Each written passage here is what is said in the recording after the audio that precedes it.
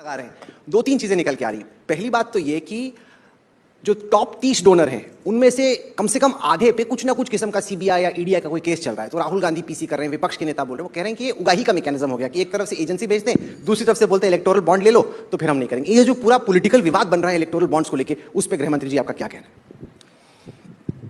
Electoral bond भारतीय राजनीति में से काले धन का वर्चस्व समाप्त करने के लिए लाया गया था।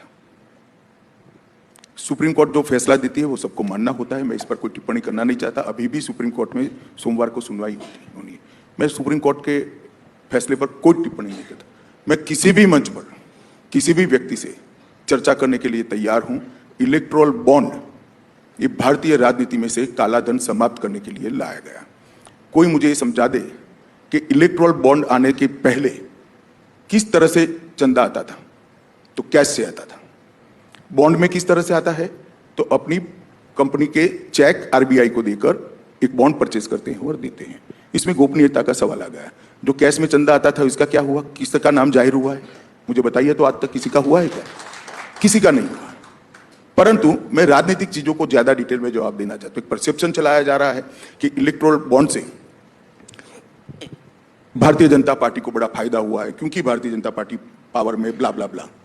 और अभी राहुल गांधी ने तो स्टेटमेंट कर दिया कि दुनिया की सबसे बड़ी उगाही का अगर कोई जरिया है तो इलेक्टोरल बॉन्ड है।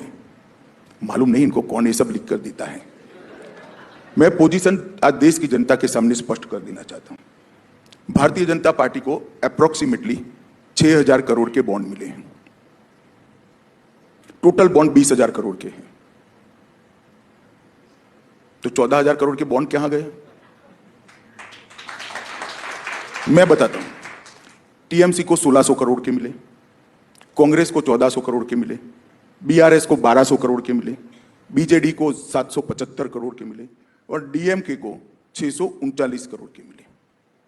अब अगर 13 राज्यों में और 303 सांसद, 11 करोड़ मेंबरशिप वाली पार्टी और देश के सभी यूनिट में पार्टी का योग मिला ले, इन लोगों का इतना करे, मानो कांग्रेस में अभी 35 सांसद है, उनके 300 हो तो क्या हो? एक लगाते हैं तो टीएमसी को 20,000 करोड़ के बॉन्ड होते हैं, बीआरएस को 40,000 करोड़ के होते हैं और कांग्रेस पार्टी को 9,000 करोड़ के होते हैं। मैं प्रोरेटा की बात कर रहा हूं। देश में हमारे 303 सांसद है, हमें 6,000 करोड़ के बॉन्ड मिले हैं और 242 सांसद जिन पार्टियों का है, इसको 14,000 करोड़ के बॉन्ड निकले। क्या शोर शराबा कर रहे हो भाई? ये मैं दावे से कहता हूं, जब हिसाब खुलेगा ये लोग आपको फेस नहीं कर पाएंगे। आज तक परेश शो रख देना बॉन्ड के विरोध रखने वालों का, कोई नहीं आएगा मेरे अलावे। सर, जो इलेक्टोरल बॉन्ड्स में जिन कंपनियों के नाम आए उनमें से कई ऐसी हैं जिन पे कोई ईडी सीबीआई का केस चल रहा है, और दूसरा जो देश के सबसे बड़े औद्योगिक घराने हैं जिनको लेकर इतनी पॉलिटिक्स होती रहती है, उन्होंने क्या डोनेट नहीं किया किसी को? उनका नाम तो कहीं नहीं। तो आप क्या कहते हो कि आजादी से अब तक वो औद्योगिक घराने ने डोनेट ही नहीं किया है? नहीं किया ही है, करते तो इसका हिसाब कहां है? मैं पूछना चाहता हूं। नाम भी नहीं आए हैं बॉन्ड के कारण, आज तो नाम तो आए हैं। क्या गोपनीयता की बात कर रहे हैं लोग? करोड़ों रुपयों का चंदा लिया कैश में, 12 लाख करोड़ के घपले घोटाले भ्रष्टाचार किए, जेल में जा रहे हैं और हमसे हिसाब मांग रहे हैं।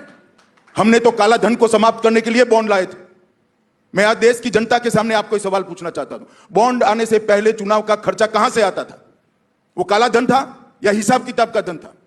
ये बॉन्ड का धन काला धन नहीं है। उनकी बैलेंस शीट में रिफ्लेक्ट करता है कि हमने चुनाव के लिए बॉन्ड दिया है। सिर्फ गोपनीयता इसलिए रखी गई थी, वो कांग्रेस पार्टी को देंगे तो हम परेशान करेंगे, ऐसा उनको डर था। हमें देंगे तो जहां कांग्रेस का शासन है वो परेशान करते हैं, इतना डर था। बॉन्ड कितना मिला ये पार्टी के बैलेंस शीट में रिफ्लेक्ट होता है, और बॉन्ड कितना दिया गया एक कंपनी के बैलेंस शीट में रिफ्लेक्ट होता है। क्या गोपनीय बचा? गोपनीय तो तब होता है जब अब जो व्यवस्था होगी, कैश से चंदा लिया जाएगा, तब सब गोपनीय होता होगा। और कांग्रेस पार्टी को गोपनीयता से मतलब नहीं है।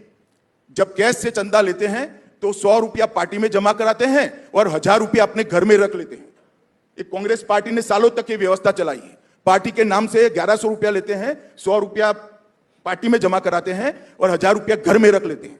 बॉन्ड अगर 1,100 को लेते हो तो 1,100 रुपया बैंक अकाउंट में जमा होते हैं। जरा उनको कोई पूछे तो, आप हमें इतना पूछ लेते हो चप चप चप चप कर, उनको 4 सवाल तो पूछो, बिठाओ यहां पर। आई नहीं, इनवाइट किया था, आई नहीं कोई। बोला क्या करें? नहीं, बट उसमें ना सर वो